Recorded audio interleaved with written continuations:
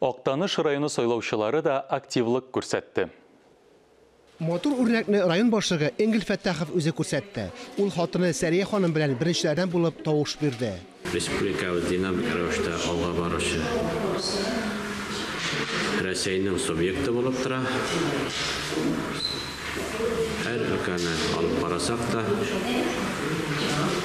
5 ел белән 10 ел белән чагыштырганда зур үзгәрешләр.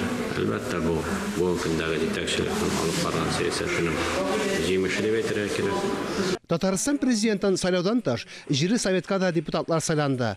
Октаныш районында 200 депутат мандаты өчен 321 кандидат көрәште.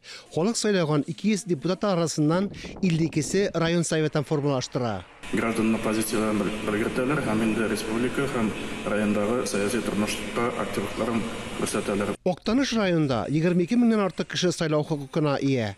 18 яшын тутырып, балик булган 76 кеше беренче сайлаучы буларак хөрмәтләнде.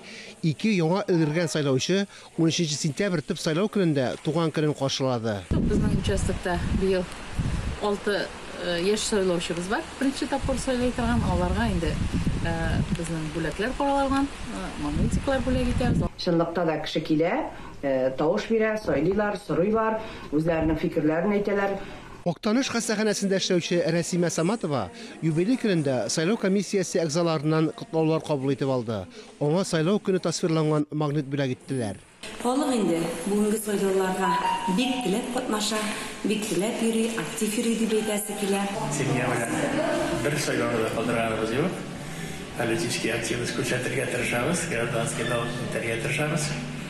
Октаныш районындагы 46 сайлау участогында да санитар-эпидемиологик нормалар тулысынча үтәлде. 71% таяккан сайлаучы безнең халыктан сайлап куйдылар. Бүгендә көн бик матур, халык бик актив иртәдән үк килә. Чөнки илебезнең, районыбызның киләчәге билгеләнә торган көн.